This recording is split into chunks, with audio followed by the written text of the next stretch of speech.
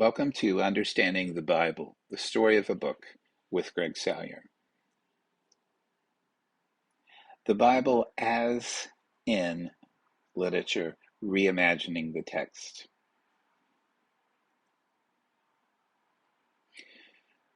So I want to give you my story once more because it's applicable to this lecture and it's applicable to the Bible for me. And I think it adds a layer of understanding, I hope, to the power of the Bible as and in literature. So, if you remember, my story was growing up across the street from the Southern Baptist Church with the inerrant hermeneutic. That is, the Bible is the inerrant, without errors, Word of God. Of course, you heard in the first lecture how I crashed and burned, or that hermeneutic crashed and burned, and it was carrying me, so I crashed and burned with it. It's an impossible hermeneutic. It's a bizarre hermeneutic, and yet it is incredibly popular in certain Protestant denominations and churches, especially in the South, but not solely in the South.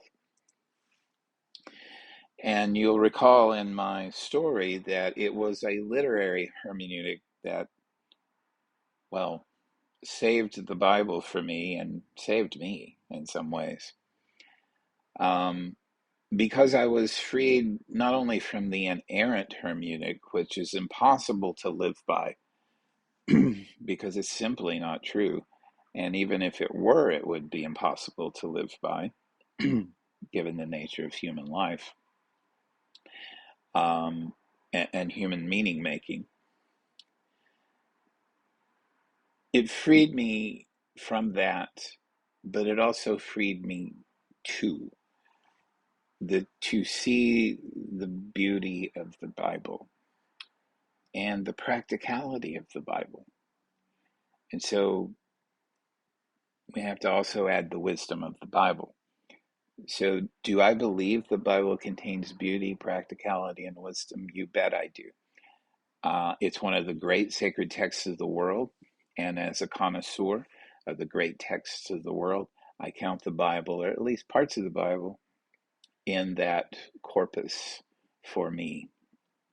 I think the Tao Te Ching, just so you know, while I'm in confessional mode, the Tao Te Ching, the ancient Chinese text, is the most powerful and relevant sacred text for me. It's not the only one, and I don't understand it all, but it's the one I return to most often, and not return to, it stays with me.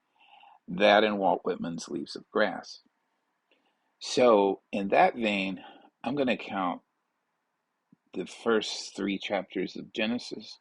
I'm going to count the book of Job. I'm going to count the book of Revelation and even the Gospels. I'm trying to think of more. Ecclesiastes, the wisdom literature, basically. So, of the Torah, the Genesis creation stories, plural, um, the prophets, Isaiah, Ezekiel, Jeremiah, have some beautiful, beautiful renderings. The Psalms, of course, have their own beauty. You get the idea. And this is frankly the only way to treat the Bible. You can't treat the Bible as a whole.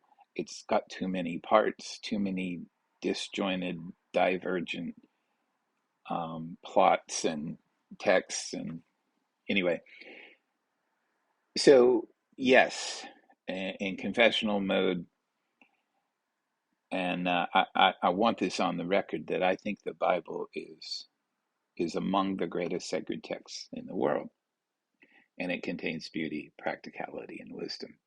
But you cannot see it unless you have biblical literacy. So, the Bible as literature is actually a new, um, it was radically new when I was in graduate school in the 80s. and 90s, it was bizarre. Nobody was doing it. It was so new. But it's actually a very old hermeneutic because the Bible's a literary work. It is literature. It's literature of the ancient world. And sure, literature of the ancient world is different, but it also is literature. And so the Bible belongs with Homer, it belongs with Virgil, it belongs with Horace, and all the other writers of the ancient world, and it borrows from those writers. And writers borrow from it. Um, Not from the, well, anyway, I don't want to get into that. The point being is that the Bible and Homer's epics, the Iliad and the Odyssey, are the foundational texts of Western literary culture. Um, as Matthew Arnold put it, the Bible, Western culture is dependent upon, I'm not saying it exactly as he said it, his great British poet, Matthew Arnold, said, culture moves between the poles of Hebraism, that is the Hebrew Bible, and Hellenism, that is Greek culture. So before the Bible, everything, and even up through the Renaissance, everything in literature was a footnote to Homer.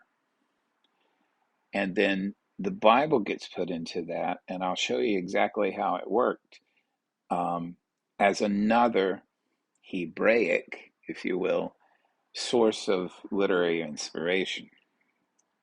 Now, of course, they have vastly different trajectories, mainly because the Bible, while literature, got co opted into other things.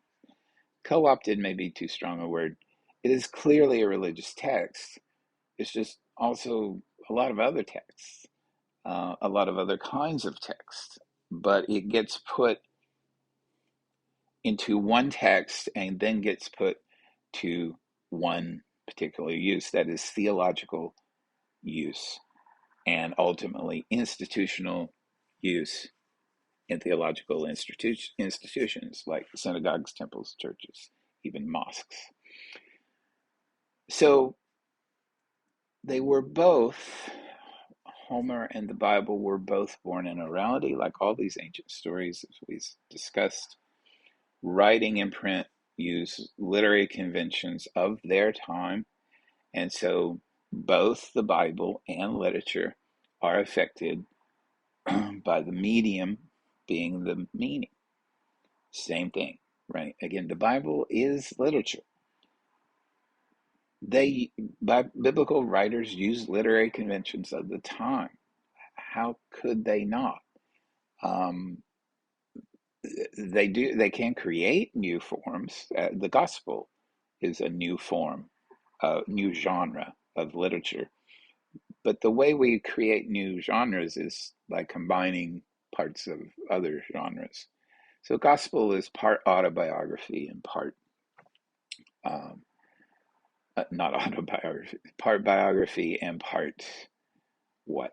Um, um, Sermon, um, religious uh, text. Okay. Um, Theology colonizes this text. And I know that may sound strange, and maybe it's too too direct, too blunt. But what I mean is theological hermeneutics colonized the text. So that theology came in, we saw this in the institutionalization lecture. Theology comes in to limit interpretation, to control interpretation, to confine it to a particular hermeneutic, a way of interpreting. Whereas literature is open, at least more open in principle, to interpretation. And so the Bible and literature are vastly different in that way, but it need not be, because the Bible is literature. And this gets recovered, actually, this notion of the Bible as literature, St. Augustine saw the Bible as literature. The early church fathers saw the Bible as literature.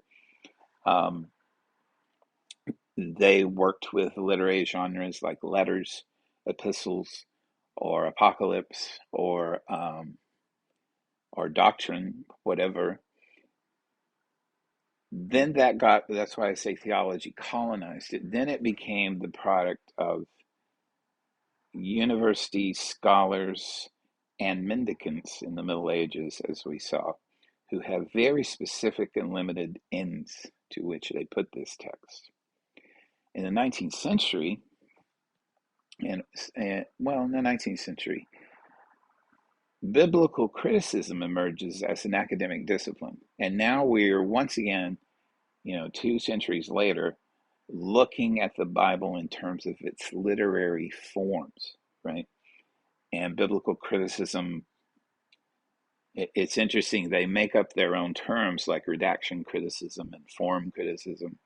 But basically, what they're doing is literary criticism. They're looking at the Bible as a text, not as doctrine, not as a source of theology, but as a literary text, as a text designed to produce meaning in its readers.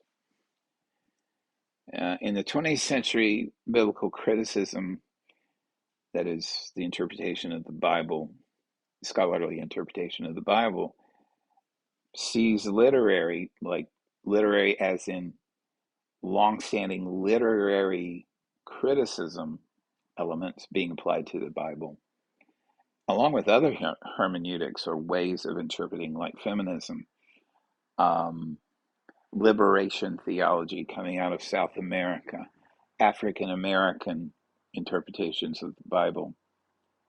Um, so we've come full circle in a way, and it's more like a spiral probably, but we've come around again to seeing the Bible as literature. So the Bible in literature, right? In literature is a kind of original mythology. So, and we're going to see this in a few minutes. Writers, that is not biblical writers, but creative writers, poets, novelists, etc., are going to see the Bible much the way they see Homer's Iliad and Odyssey, as a source of original mythology. What do I mean by that? Well, in the lecture on orality and literacy, I talked about the move from mythos to logos, from storytelling cultures to literate cultures, storytelling cultures valuing story and myth and the dynamics there, and literate cultures producing logos, producing reflections on the word itself and the study of the word, as in theology, logos. That moves to, in fact, theology, where the Bible is a theological text, meaning it's there to serve theological enterprises and institutions. And then back to, or not back, but to what I'm going to call musikos, which is the Greek word for the muses. I could have said back to muthos, but I don't think that's right, because, and here's a difference between biblical writers and literary writers, is that literary writers are dedicated to beauty. Biblical writers are dedicated to a different kind of message, a religious message. So, not a theological message. I don't want to say that, because I want to separate those two. But clearly, the gospel writers are telling, they're writing biography, but they're writing it with a religious intent and objective. Okay. Musikos is the Greek word for the muses, and the muses are about beauty. It's the word we get from which we get museum, music, etc. All right. So what happens, and you'll see this, the Bible is incorporated into existing literary forms. Cool. So that's what I mean by it's treated as a kind of original mythology. So they're going to, writers, poets, and novelists are going to use the Bible as literature. They're going to treat it that way. And they're not going to change their form of poetry or novel to adapt or accommodate the Bible. They're going to absorb the Bible into their forms. And again, that's not a radical proposition because the Bible was born into those forms. It was born into orality, and then it was developed in literacy, but in the existing literary forms of literacy. All right. Once again, we see that the medium is the meaning. So if you take the Bible and put it in, if you take the story of Jesus, which is in the genre of gospel, and you put it into poetry, you're changing the meaning. I don't care if you even use the same words. If you put it into poetic form, you're changing the meaning. So you can take the Gospel of Mark, the first chapter, and then break it up into lines, what we call prosody, which is meter, poetic meter, and length, or feet. And you've changed it. I'm sorry, you have. And we actually do this all the time in satire and parody and various forms of comedy. The medium is the meaning. So, accordingly, the Bible then becomes oriented to beauty more than truth. Okay, I don't mean that to be as radical as it may sound. The writers like Milton and Dante are using the Bible because it contributes to their aesthetic hermeneutic, not their religious one. Although that doesn't mean they don't have a religious one, they do. It's just that the greater aim here is beauty, or the aim of any literature, the sublime, however you want to put it. Literature then becomes infused with biblical content, like Homer's Iliad and Odyssey, but not with those forms. Nobody. John Milton is not writing a new gospel. He's writing a new epic poem called Paradise Lost, and he's basing it on Homer's idea of the epic, but he's taking the biblical story to tell it. All right. So in our remaining time here, what I wanted to do is visit a few of these writers, show you just briefly how they use the Bible, and then I want to take a contemporary writer and I want to show you what she does in a poem, because it is, I've read this poem for 30 years and it's blown me away every time what's happening here. And what's happening is her use of the Bible in poetry. So I'm going to end with a close reading of this poem. So for now, let's look at a few literary writers, poets, and novelists who use the Bible and how. So you may know Dante Alighieri, author of the Divine Comedy. And for me at least, I find that Dante is the first horror writer. The only the only competition he has for being the first horror writer is the author of the Book of Revelation in the New Testament, because that's horror. If you've read it, it's horror, it's gore, it's bizarre, fear-inducing gore. That's horror, or at least one definition of horror. Dante does the same thing. He's writing in the 13th century and 14th century. Really interesting person. I don't want to go into the actual writers too much, but if you don't know, um, he was Italian, and he wrote the Divine Comedy in Italian, not Latin, and in a poetic form called terza rima, which focuses on threes, multiples of threes. So, exiled away from his home, considered a criminal, political criminal. He wasn't. He was just in the wrong place at the wrong time, really. And he gets his revenge in his comedy, especially in the first part of the three parts, Inferno. The other two parts are, um, oh my God. Well, the last part is Paradiso, and Purgatorio is the middle part. So, in this epic poem, Dante's the main character, led into, through, and out of hell by the ancient Roman poet Virgil, author of the Aeneid. Interesting. So, so the most direct descendant of Homer is the Greek poet Homer, is the Roman poet Virgil, who quite literally seeks to do what Homer did for Greece for Rome. And so he produces an epic called the Aeneid. And if you've read the Iliad, you know that Iliad and the Odyssey, you know that Aeneas escapes Troy. The Greeks defeat Troy, and Aeneas escapes with his father Anchises, and and they leave to found um, the city of Rome.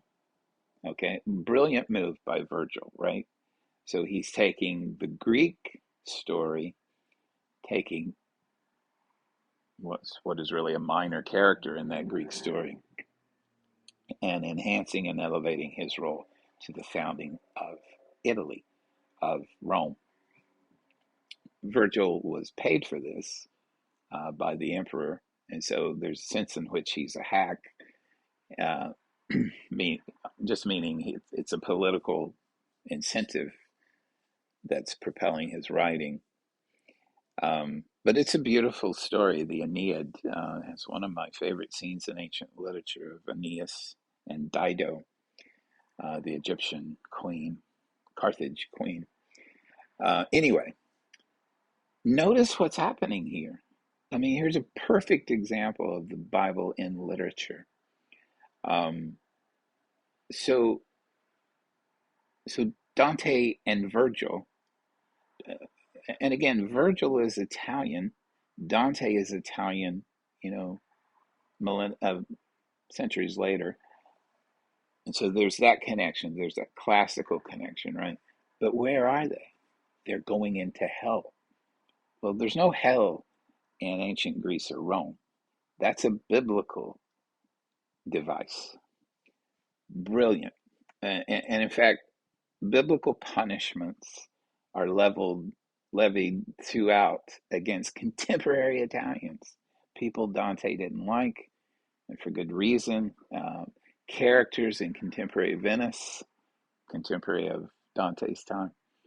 And he just gets his revenge, and the punishments are incredibly gory, um, and sometimes beautiful.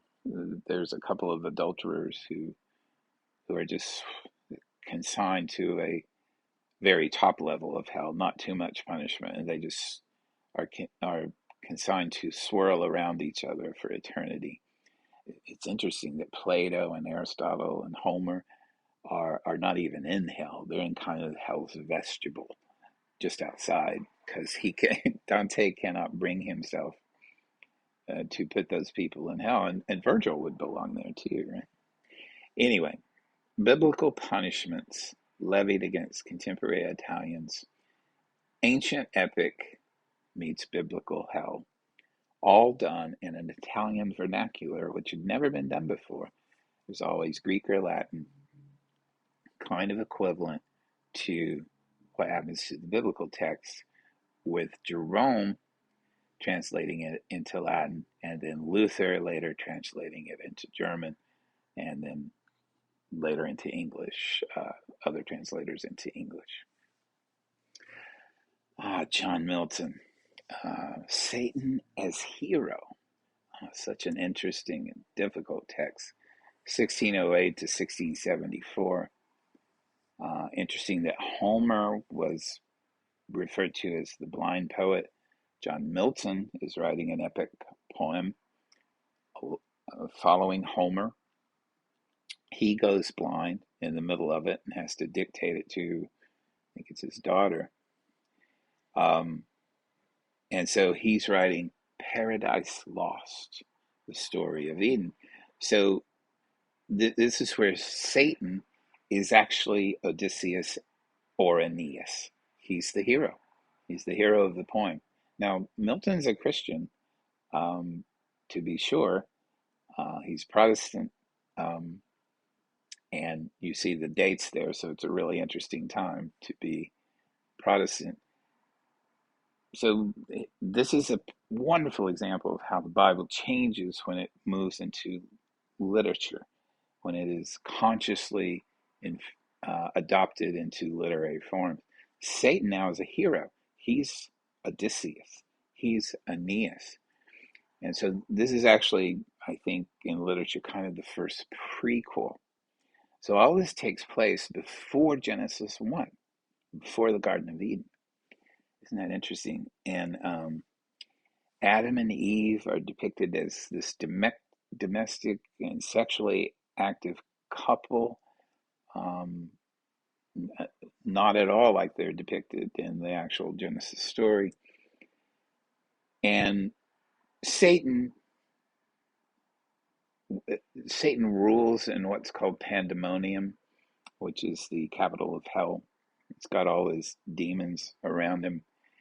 And he says, and most of the poem is about he and his demons getting kicked out of heaven. Again, it's a prequel. And he says, well, you know what I'm going to do? I'm just going to destroy God's favorite creation, human beings. And this is the source of the conflict in heaven, by the way.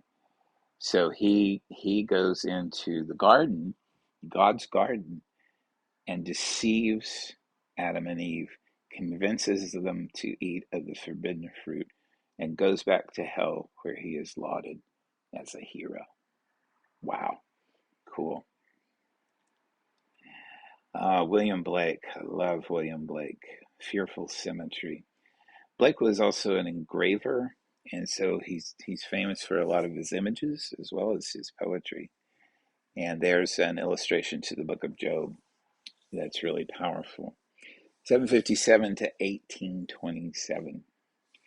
Blake was actually trying through literature and image to deconstruct the Bible, to subvert the Bible, or to subvert the hermeneutic of the Bible that was prevalent at the time. He thought that forgiveness of sins was the only value to get from the Bible. It was the only meaning, really, is the various dimensions of forgiveness. He thought that the Old Testament was far too embedded in his contemporary Christianity, and Jesus was not enough embedded. Does that sound like a familiar complaint? And so he was against. This is actually a really interesting thread through Western culture. Is Christians who are against Christianity. Blake was one.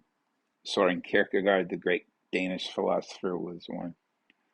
And in fact, Blake sees himself as a prophet in the old Hebrew Bible sense, as like Isaiah or Micah or some of those,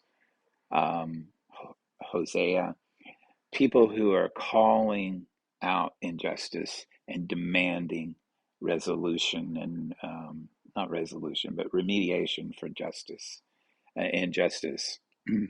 by Christians, or in the ancient world, in the ancient Hebrew world, by the people of God. And his goal in his writings and paintings or etchings was to tear down contemporary Christianity. And so he writes something called the Book of Horizon, which is an alternative to Genesis. Um, so again, see, if you approach this as literature, if you're a poet and you're engaging the Bible, you are free to make meaning however you will. Your hermeneutic is more open than a theological hermeneutic. And my favorite work of Blake is something called the Proverbs of Hell. It's brilliant. It's absolutely brilliant. And so Blake has his narrator go to hell, and he wanders through hell and he reports on what he sees there. He also offers some various proverbs. Well, where do you know the word proverbs? That's a book of the Hebrew Bible. That's actually very it's a collection of wisdom sayings, but also very practical kind of adages. Like, hey, don't. I can't even remember any of them now, but it's kind of a farmer's almanac kind of thing almost, except for human behavior. Just don't do this at this time. Wait on this, do that. There's actually an ancient genre called the Enchiridion, or handbooks for living, that you get from Epictetus and Marcus Aurelius. The Datajing is kind of in that mode. This is kind of Proverbs, an Enchiridion of hell. And so the Proverbs are actually mostly pretty straightforward. Um, don't drink from standing water is one of the Proverbs of hell. Well, that's right. That's correct. So how can something from hell be correct? You see how he's overturning it. And then sometimes they're just weird, appropriately weird for William Blake. Like, rise now and drive your cart and plow over the bones of the dead. Okay. Uh, and then also, as I mentioned, there are those descriptions of hell. Moving into America, into the more contemporary era, the great Toni Morrison, 1931 to 2019, African American Nobel laureate, one of the greatest American writers, maybe the greatest American writers, if you like to narrow it down to one. The Bluest Eye, Beloved, Song of Solitude, so many amazing works, mostly novels, a little poetry, some nonfiction. But for her, as an African American woman growing up in the early 20th century of America and through the civil rights movement, with deep memories of slavery, she cannot not use the Bible, because the Bible among African Americans was used completely differently than white Americans used it. White American Christianity used the Bible to reinforce its status. African Americans used it as a text for liberation. Well, those are completely different uses, completely different hermeneutics, completely different uses of the Bible. So for Morrison, the Bible is a source book for navigating slavery and its aftermath. And like Blake, she's going to use the novel, this literary form, as contemporary prophecy. And wow, does she do that? I mean, I, actually a literature professor, and so I love literature and I love the dark stuff. But wow, Toni Morrison can depict some horrific, horrific depictions of slavery's aftermath, and combining that with a prophetic sense of this must not stand, this must be healed, this must be rectified. Um, and the virtues she promotes in her characters are the virtues of Christian salvation, uh, meaning compassion, justice, community, things like that. Um, Again, different different values in the African American Christian community. She said that the Bible was not part of her reading, but part of her life, right? And so there are constant biblical allusions and forms in her work, including this novel, Song of Solomon, which is the title of a biblical book. All right. So the close reading I want to do for you is a poem by Louise Erdrich called Christ Twin. And that is, Erdrich actually has a poem about this Mexican painter, Jose Clemente Orozco, of Christ destroying his cross. Look at that. Christ coming down off the cross and chopping it down. Amazing. So Erdrich was born in 1954. She's part of the Turtle Mountain Anishinaabe is their term for themselves. It comes across in English. Well, I guess that's English, but it comes across in in uh, in other words as Chippewa, which is the anglicized version of Ojibwe. So you would probably see Ojibwe more than Anishinaabe, and Chippewa is an anglicized version. She is the most prolific Native American novelist in existence. I'm stunned at her oeuvre, her body of work, at what she's produced, and its poems, its novels, its nonfiction, and it's all superb. Again, that's why I don't like to say who is the greatest American novelist, because how do you choose between Louise Erdrich, Toni Morrison, um, James Baldwin, Mark Twain? How do you choose among all that? Anyway, so as I said, what I want to do is take you through this poem and show you the subtleties and nuances of how she's incorporating the Bible into her literature in this poem. The poem is called Christ's Twin. So stay with me. Here we go, and this will be our conclusion. Christ's Twin. He was formed of chicken blood and lightning. He was what fell out when the jug tipped. He was waiting at the bottom of the cliff when the swine plunged over. He tore out their lungs with a sound like ripping silk. He hacked the pink carcasses apart so that the ribs spread like a terrible butterfly, and there was darkness. It was he who turned the handle and let the dogs rush from the basements. He shoved the crust of the volcano into his roaring mouth. He showed one empty hand. The other gripped a crowbar, a monkey wrench, a crop, which was the tail of the ass that bore them to Egypt. One in each saddlebag, sucking twists of honeyed goatskin, arguing already over a woman's breasts. He understood the prayers that rose in every language, for he had split the human tongue. He was not the devil, nor among the fallen. It was just that he was clumsy and curious and liked to play with knives. He was the dove, hypnotized by boredom and betrayed by light. He was the pearl in the mouth, the tangible emptiness that saints seek at the center of their prayers.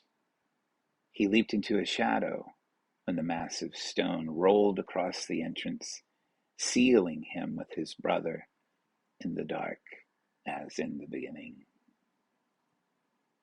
Only this time he emerged first, bearing the self-inflicted wound, both brass halos tacked to the back of his skull. He raised two crooked fingers. The extra dye tumbled from his lips when he preached, but no one noticed. They were too busy clawing at the hem of his robe and planning how to sell him to the world. They were too busy drinking the fountain. They were drunk. They would drown for love. Okay, wow. So let me go back here and take you through it again, only this time commenting on what she's doing. He was formed of chicken blood and lightning. Okay, so this is animalistic, right? Now keep in mind, this is Christ's twin. Okay, Christ's twin brother. He was what fell out when the jug tipped, right? So again, accidental. He was born accidentally. He was born animalistically, naturally, and not of a virgin and the Father in heaven, but of chicken blood and lightning. What's this? He was waiting at the bottom of the cliff when the swine plunged over. He tore out their lungs. That's from Mark chapter 5, where Jesus meets meets a man who's possessed by demons, and he talks to the demons inside the man, and he sees some pigs nearby. And so after speaking with the man, he casts the demons into the pigs, and the pigs run over the cliff. Okay, that's from Mark, the Gospel of Mark, chapter 5. Erdrich says Christ's twin was waiting at the bottom of the cliff. He was waiting, and he tore out their lungs with a sound like ripping silk. He hacked the pink carcasses apart so that the ribs spread like a terrible butterfly, and there was darkness. Ah, this twin loves darkness. All right, so he was there. Now he's in Birmingham during the civil rights movement, letting the dogs rush from the basements. He's also larger than life. He's a creature who can shove a crust of the volcano into his roaring mouth. He can eat fire. He showed one empty hand, like the Buddha, right? The other gripped a crowbar. Really? So the Buddha shows an empty hand to invite you in. But this Christ twin grips a crowbar, a monkey wrench, a crop. And this crop was the tail of the ass that bore them to Egypt. Bore who to Egypt? Joseph and Mary on their way after the expulsion, and Herod's dictum that the firstborn will be killed. By the way, none of which ever happened. There's no historical record for that. So sorry to spoil your Christmas. Anyway, Christ's twin was holding the tail of the ass that bore them to Egypt, and they were sucking twists of honey goat skin and arguing. These two brothers arguing over a woman's breasts, their mother. He understood the prayers that rose in every language because he split the human tongue. A reference to Genesis 11 and the Tower of Babel. And here's the kicker. Here's the turn. In sonnets, there's always a turn. This is not a sonnet, but it's a poetic device. The turn. What are you thinking? Who's Christ's twin? Is she saying the devil is Christ's twin? Sounds like the devil, doesn't it? This guy's bad. He's powerful and he's bad. And then you get this line. He was not the devil, nor even among the fallen. Okay, so no. Erdrich, no. Erdrich says, no, you're not going to go there. He's not the devil, nor among the fallen. It's just that he was clumsy and curious and liked to play with knives. Oh my God, what a line, right? And I'm going to explain who this person is in a minute, but what a line. Do you know people like that who are not the devil, not especially bad? They're just clumsy and curious and like to play with knives. He was the dove, hypnotized by boredom and betrayed by light. What's that? Reference to Jesus' baptism. When John the Baptist baptizes him, a dove comes down and lights upon him. He was the pearl in the mouth. Again, a biblical allusion. The tangible emptiness that saints seek at the center of their prayers. Saints, okay? And here we go. Now we're at the resurrection. He leaped into a shadow. Sky is a shadow.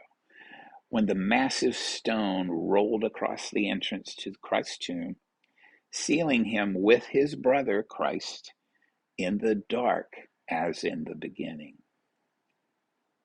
And what happens? Only this time he, Christ's twin, emerged first, bearing the self-inflicted wound, both brass halos tacked to the back of his skull, his brother's and his. He raised two crooked fingers. The extra die tumbled from his, one of my favorite lines in poetry ever.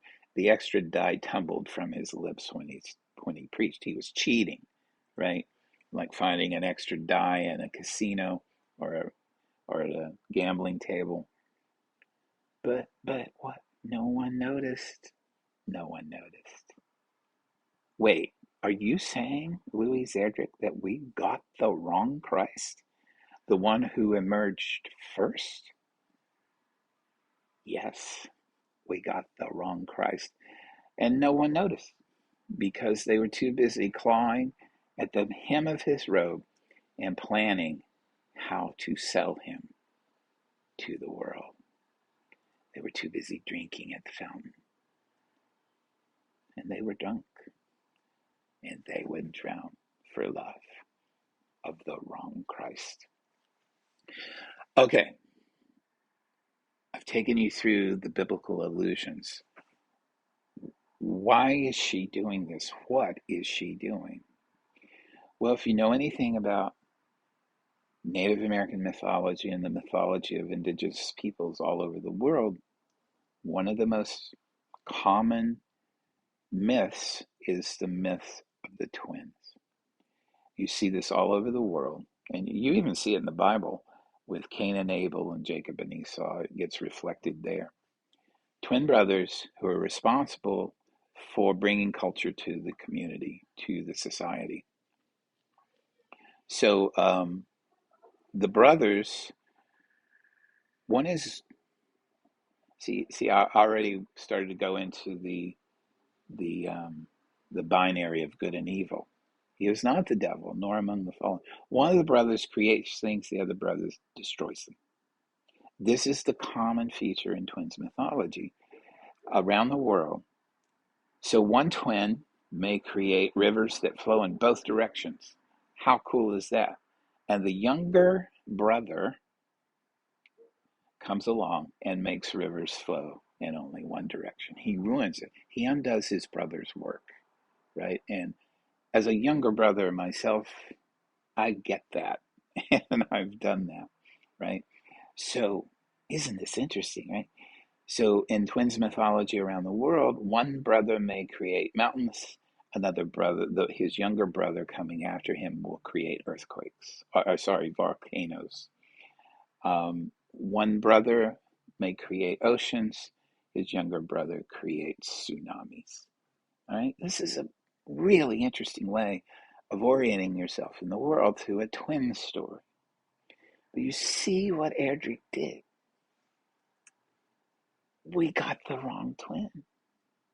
She's layering the twins mythology onto the New Testament story, just the way the New Testament story was layered on to Native Americans' mythology. She's reversing the process. How does it feel to have your story subverted by a dominant mythology, by another mythology? She does this little taste of colonialism in this amazing poem and shows or claims that we've been worshiping the wrong Christ all along. We've been worshiping Christ's twin, the one who destroys, not the one who creates. And notice that they reverse the birth order in the resurrection. So he comes out first, Christ's twin, bearing the self-inflicted wound. Both brass halos tacked to the back of his skull. One extra die tumbled from his lips when he preached. Wow, this use of the Bible in literature and the ends to which she puts it are absolutely incredible. And it makes you wonder, which Christ do you want?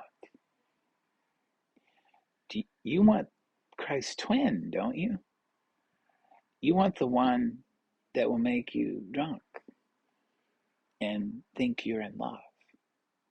Meanwhile, the Christ, the Savior of humanity, or however you want to see him, the creative brother, the good brother, the brother who wants to bring you life, is back in the tomb, in the dark, as in the beginning. All right. Thank you for listening.